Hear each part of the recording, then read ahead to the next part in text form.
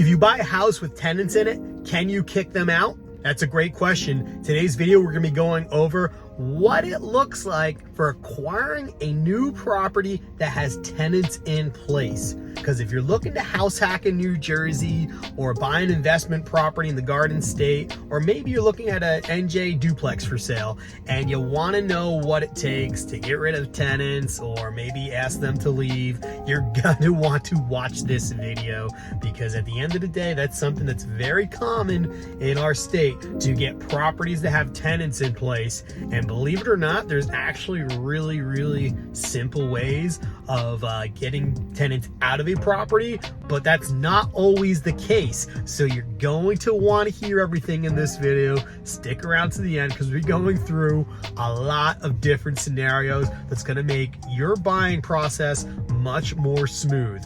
Make sure you stick around to the end. My name's Shawn McEnteer. I'm the house hacking realtor of Northern New Jersey. My wife and I have been house hacking for over a decade, and we're here to help reduce the failure rate of new house hackers coming into today's market. So whether you're looking to house hack or buy that investment property, we're here to help, and we want to make sure that purchase is smooth for you.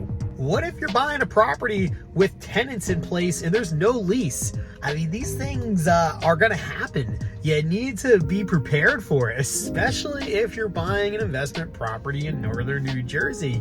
You don't know what the previous landlord was doing. A lot of times they're not doing the best of things. Maybe that's why they're selling. So there's a lot to consider here. First things first, when you're looking to invest, typically most of the time, if you're looking for a buy and hold strategy in Northern New Jersey, it really comes down to multifamilies, small duplexes. That tends to be the most desirable that we look for, because there's a lot of rules and regulations that kind of fly underneath the radar per se, and not have to get into trouble with the state and everything like that. When there's 5 units and more, you tend to have a lot more government intervention going on, so we tend to avoid those types of properties. Single families, by all means, you can make them work. They do have benefits for long-term investment, but the majority of the time it tends to be the 2 to 4 unit properties. So duplexes, triplexes, and quads tend to be the most lucrative in North Jersey when investing. When buying these properties, though, there's a really good shot that you're gonna have a tenant in place, at least one of the units. I've got clients that are going through it right now, and that's kind of why I wanted to make this video, is to make it easy to understand what that process is like, so you can be able to buy that next investment property and understand that there are definitely paths you can take to make it much more smooth for you, so you don't have to go through the headaches of evictions and all that kind of stuff. First things first, across the board, and it's probably going to happen in almost every state like this, but definitely in Northern New Jersey, in New Jersey in general, is the fact that if there's a lease in place, that lease is always binding. So if it's saying that it's a year out, you have to obey that lease. If it's month to month, that means there's not technically a lease in place, and it makes the process much easier. If there's 6 months left on the lease, you have to listen to that lease and review it and make sure it makes sense. If you're looking at a lease and it's not the best of leases, or you have something with the tenants that is kind of a red flag, whatever it is, you might want to reconsider that property. Good news is, most of the time when landlords sell, they have their tenants on a month-to-month basis, so the new landlord can make a decision if they want them or not. So that tends to be most of the time, but not all the time. So you always want to look into that, seeing when the leases end. Buying a house with tenants with no lease is actually pretty common, because people, once that year lease or whatever lease term expires, it automatically diverts to month to month. Believe it or not, there's a lot of times where there just is not a lease in place, and they're just doing an honor system. I mean, I know it's wacky. I hope you understand that that's wacky, but we run into it pretty frequently. So no lease is not really that big of a deal, because at the end of the day, there's nothing that is binding any way that you know about. So by default, the people are going to be month to month, the tenants that are living there. So that actually isn't that bad of a situation. Now, really crucial in this whole process is what your intentions are. If you're house hacking, this becomes very easy. You don't have to worry about too much. If you're not house hacking, you're purchasing as a straight up investment, that's where you really have to be concerned. So at the end of the day, New Jersey is very, very lenient. That's right, lenient with owner-occupant laws. So if you're moving into a property, you have the right to decide who is going to live in that property.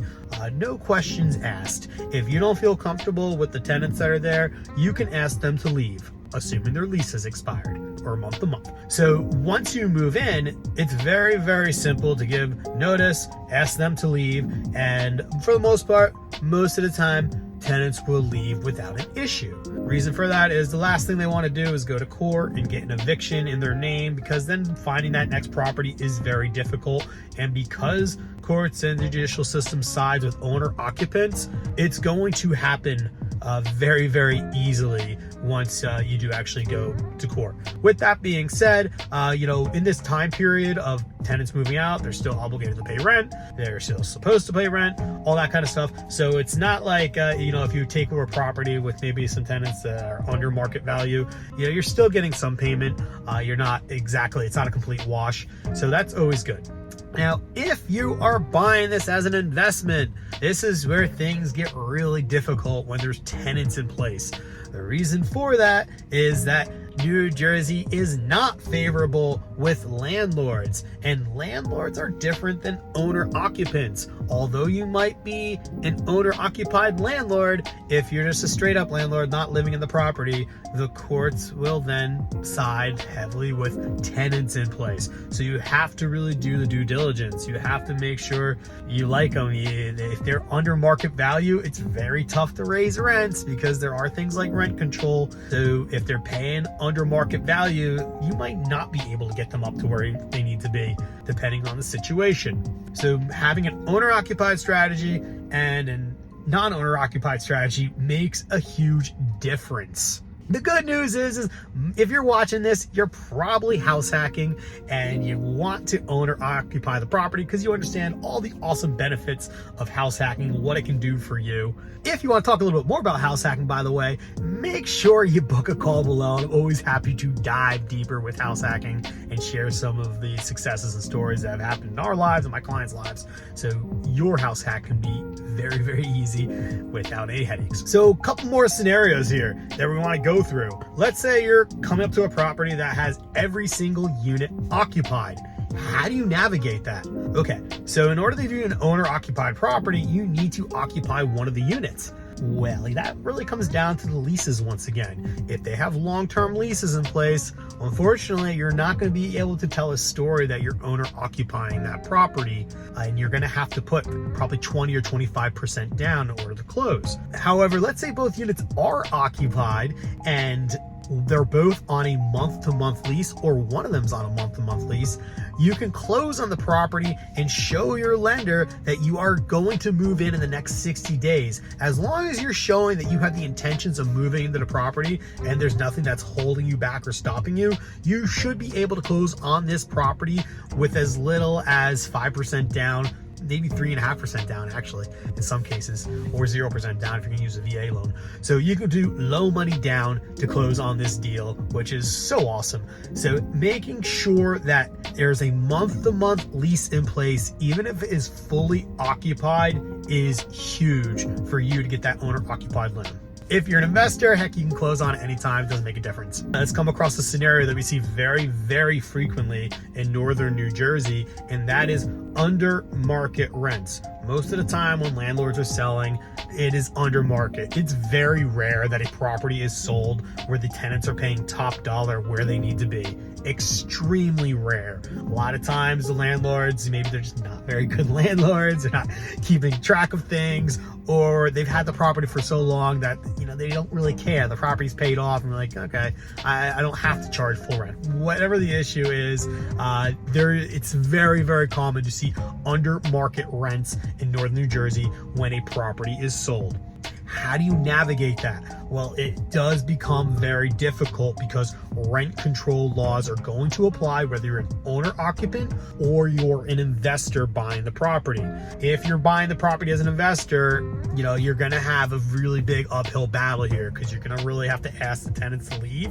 They technically don't have to leave if they're paying your rent and they're doing all that kind of stuff, you know. So that's where it gets to be a gray area, because if they're paying rent and they're paying on time, typically they need to get their lease renewed, and they are obligated to renew it. So you could only raise rents whatever the rent control ordinance allows you. Every town's a little bit different. If you're owner occupying this, the easiest way to get around it is to simply ask your tenants to leave. Once again, the state will side with you, they will move out, and then you get new tenants in there with the correct rent prices, because you can raise rent as much as you would like if you are having new tenants come in. Really quick, did you know this, that the majority of the people watching these videos actually are not subscribing? So if you could do me a solid and click subscribe, it makes making content much easier, and I'm always listening to you. So at the end of the day, subscribing to this channel plays a huge part, and we really appreciate it. If you see the background going on there, that's me and my wife. We are renovating as always. Love value add properties. If you don't know much about value add properties, you might want to check out the video right here, and that's going to be showing you how you can buy a property, do some value add, and make a lot of money on the equity that you gain. Really cool video if you want to do more of like a single family thing and you're not so interested in having tenants, but you want to get a lot of the financial benefits that real estate investors get. You're going to want to check this one out.